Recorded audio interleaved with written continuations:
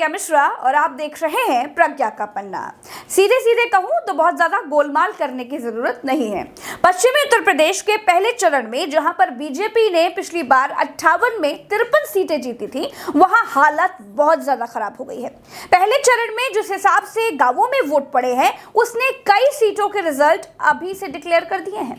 पत्रकारिता की मर्यादा है, नहीं तो 30 सीटें मैं ऐसे ही आपको उंगली पर गिरा सकती हूं, जहां से बीजेपी का बोरिया बिस्तर उठ चुका है। लेकिन लोकतंत्र का मजा ही इसी में है कि 10 मार्च का इंतजार किया जाए। एक और बात, बीजेपी के शीर्ष नेताओं के खास लोगों से। शीर्ष का मतलब आप समझ रहे हैं, नेशनल स्तर के शीर्ष नेताओं के बेहद करीबी लोगों का कहना है कि मैडम ऊपर तक सबको मालूम है कि यूपी का रिजल्ट क्या है, लेकिन लड़ाई अंतिम सांस तक लड़नी है और यही लोकतंत्र की खूबसूरती भी है।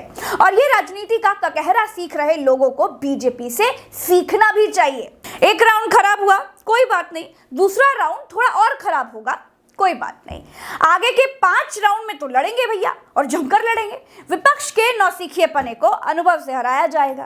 पहले चरण की वोटिंग में इस बार इन सीटों पर बहुत बड़ा उलटफेर होने जा रहा है, क्योंकि गांव के किसानों ने जमकर वोट किया है।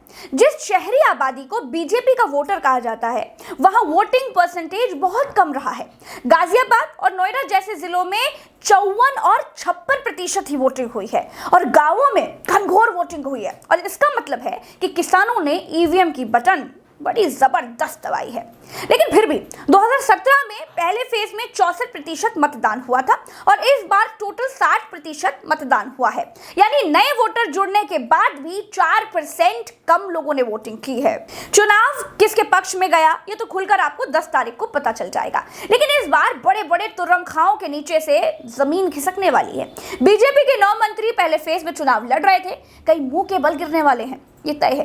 पहले चरण में सबसे ज्यादा 75% मतदान कैराना में हुआ, सबसे कम 45% मतदान गाजियाबाद से सटे साहिबाबाद में हुआ। ईवीएम का नाटक यूपी में भी जारी है। कई जगहों पर खराब हो गई, कई जगहों पर बहुत स्लो चल रही थी, और एक जगह तो ईवीएम गाड़ी में रखे हुए एसी की हवा खा रही थी। जब पकड़ी गई तो बहुतों की हवा टाइट हो गई। एक ईवीएम मशीन से संबंधित एक वीडियो सोशल मीडिया पे चल रही है, जिसके संबंध में अवगत कराना है कि कैराना क्षेत्र के जोनल मजिस्ट्रेट की गाड़ी में रखी हुई रिजर्व ईवीएम मशीन जो उनकी गाड़ी में रखी हुई थी, और उनका ड्राइवर खाना खाने के लिए हमारे कलेक्शन पॉइंट के बिल्कुल पास ही रेस्टोरेंट में अंदर जब गया, तो वो मशीन जो है वो गाड़ी से दिखाई दे रही थी, जिसको कुछ व्यक्तियों ने देखा और वहां पे मीडिया जो है आ गई।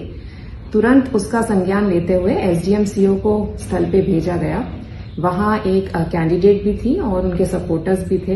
उनके सामने सारी मशीनें दिखाई गई, समझाया गया कि ये रिजर्व मशीन्स हैं। पश्चिम में मतदाताओं की और प्रत्याशियों की नजरें बड़ी चौकन्नी है। बीजेपी बहुत मुश्किल में है। पहले चरण के मतदान के बाद विपक्ष गदगद है।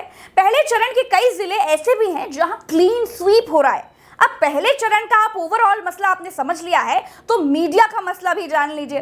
टीवी पर संवाददाताओं ने प्रयास किया कि वोटर ये बताएं कि उन्होंने बीजेपी के पक्ष में वोट किया है। ये ट्रेंड सभी टीवियों पर दिन भर आपको चलता दिखाई दिया होगा। अपना वोट छिपाने वाले लोग रिपोर्टर के सवाल से पहले ही बता रहे थे कि उन्होंने योगी जी को वोट दिया है।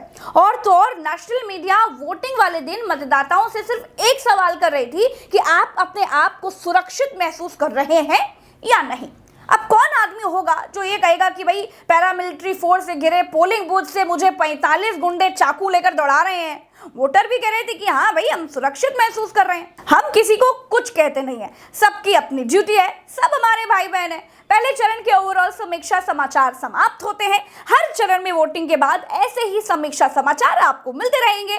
पसंद आए तो वीडियो को लाइक कीजिएगा और शेयर भी कर दीजिएगा। चलते हैं, राम राम, दुआ सलाम, जय हिंद। मुझे ट्विटर पर @प्रज्ञा नाम से खोजकर फॉलो जरूर कीजिएगा।